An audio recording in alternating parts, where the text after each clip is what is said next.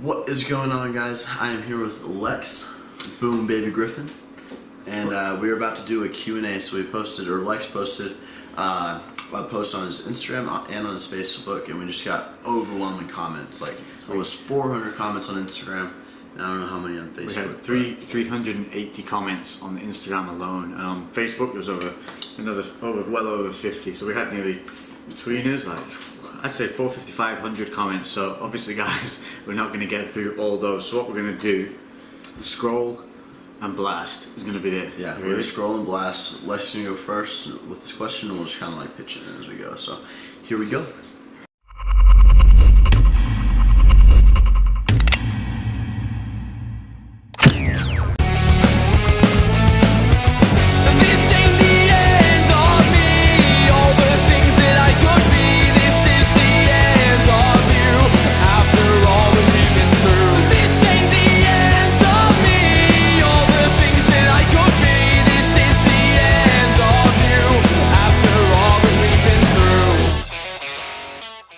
Next question, I want to answer one from Sean Thompson. I saw him post right here.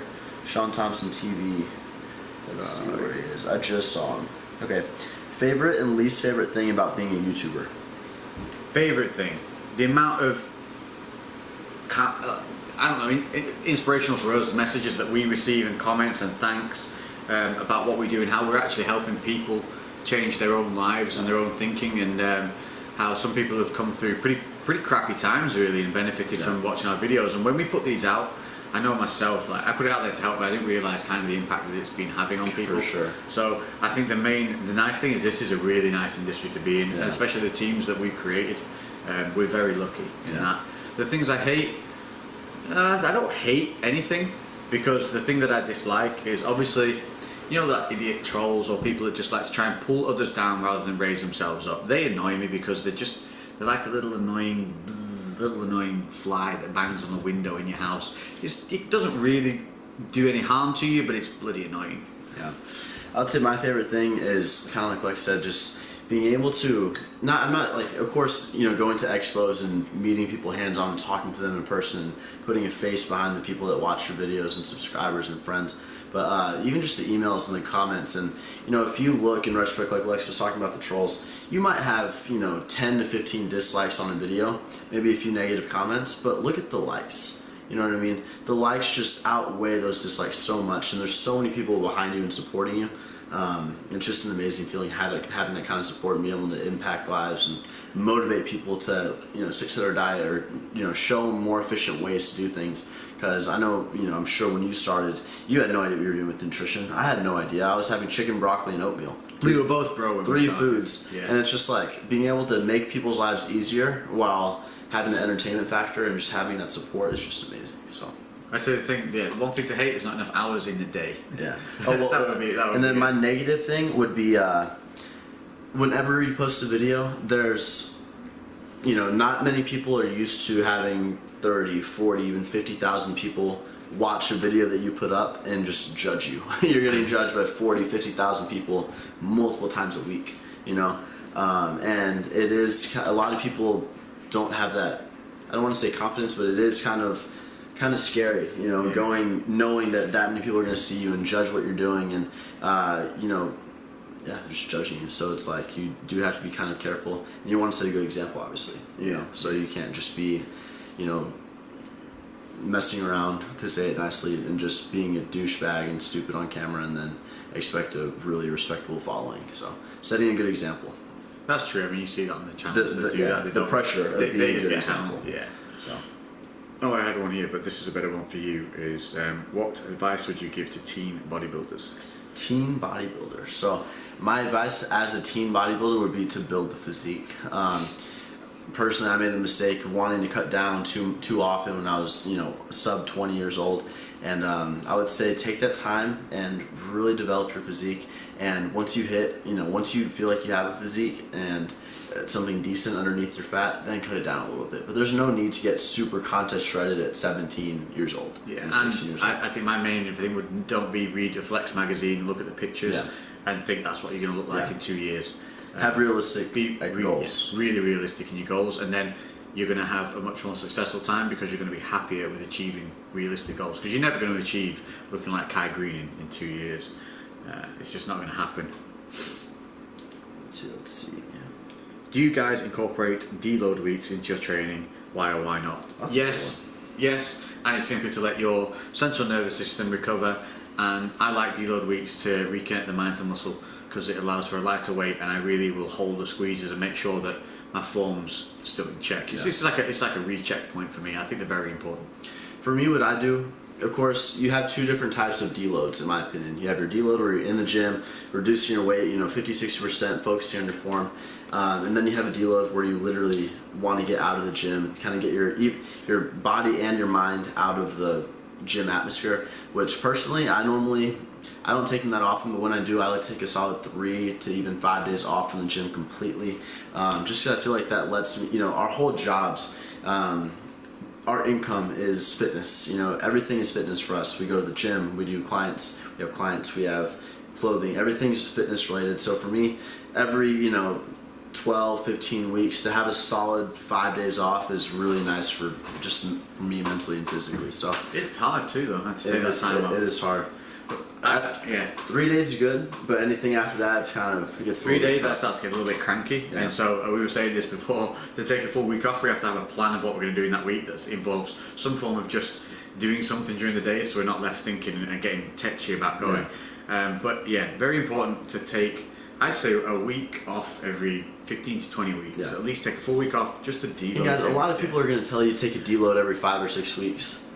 Unless you're like 45, 50 years old. You got to know your body and kind of listen to your body. If you're having, crappy workouts 2, 3, 4 days in a row, can't lift the same weights, you're just mentally not there, maybe it's time to take a deload. Listen to your body. Don't have any certain number that you're following. Yeah. That would be another piece of advice. I'd say my deloads are never not progressive. Anyway, they're just a pull back, but still definitely feel the workouts. But we were saying how treat a deload or a rest day, even rest days, maybe not even deload weeks. Some people don't take enough rest days. I say you need 2 rest days a week. I say like a 3 rest, 2 rest back, return. And treat your rest days like a training day. You need to rest to grow.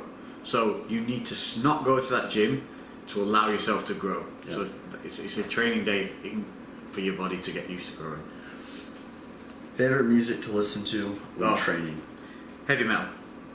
Heavy metal. Easy. I'm more of like a little bit less heavy, more like, just, I used to call it just rock music, more like 2002 to 2010 like rock music. Breaking Benjamin, 3 Days of Grace, Red.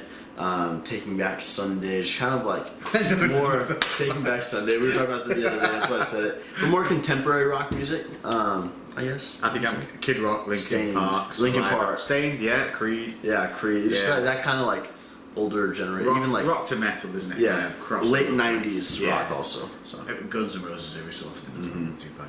This is a good. Where do you get your motivation from? It's already in me. As we were saying, we're both very the same. Whatever we do, it's kind of we're motivated in a singular direction towards whatever it is we're doing at the time. So I think you have to be self-motivated. There's 2 ways about it, because nobody else can motivate you all the time. So you've got to have yourself to fall back on. So we motivate ourselves. But I think a good motivation is when you see other like-minded people achieving the same goals as you, if not furthering themselves. So it gives you something to aspire to as well. But always ask yourself, why are you doing what you're doing? And if the answer is for a girl or for someone to accept you or to something stupid like that, then you're not going to last. You have to have an internal reason, something that you want to, because you want to do it for yourself. So, which is why it never works to make a girlfriend or boyfriend train when they don't really want to do it. Yeah, you cannot make a doesn't work, guys. Does not work. No, they have to want to do it. 100%. They have to want to do it. We'll answer this one. What's both of your favorite things to eat, and are you coming back to California? That's from Kelsey, Chris Savano's girlfriend. Hey Kelsey. What are your favorite things to eat? Ice cream. Ice cream. My favorite thing to eat, it's going to sound very boring and plain, but I could eat spaghetti with like grilled chicken and butter and like some Parmesan cheese on top every day. Really? Yeah, pasta and chicken. That's all I eat. So we're going down the meat thing. I love all kind of food. Favourite I'm thing? not a big sweet guy. Indian food. Indian food? Yeah. I've actually never had Indian food. Really? When you come over, Yeah. we'll take you to an Indian food place. I'm very simple. I just like, and you know, people always ask me, how do you eat so much like Okay, so- white rice and pasta? I'm just I like, know I like rice I and can pasta, just yeah, eat it yeah. endlessly. You Raisin know, rice. I enjoy I it. love raisin Yeah, rice. I A bit of, enjoy is it, what do you put in it? Cumin or something? I don't know. But Mother if I had makes to it. choose one item that I could have like once a week, it'd be, if you guys are in America, BJ's, they have a pizookie, so it's like a chocolate chip cookie with like a vanilla bean ice cream on top, and they bake it fresh for you and bring it out while it's still like melting. So that's pretty good. BJ's in Britain would be a very popular thing as well, but it means something very different. And are you guys coming back to California? We will be coming back to California, yes. We're hopefully all going to get together for Vegas for the Olympia. So we think we're going to go to LA first and then zip over from LA to the Olympia. Vegas. So we will hopefully be getting back to California this year. If not, we'll definitely be back next year. And I want to go to California soon too. I just don't know. And Kelsey, if it's to come and see you and Chris and Matt, yeah, of course we're coming back. Yeah, the girls are just trashing the place behind it. And they're like sleeping and things are just like breaking. You'll have seen the vlogs. We just at some point there's a vlog somewhere with us getting froyo. Well, Matt Laney is literally in a food coma behind the camera, fully asleep, like So completely asleep. And I think Nikki just fell over. Done.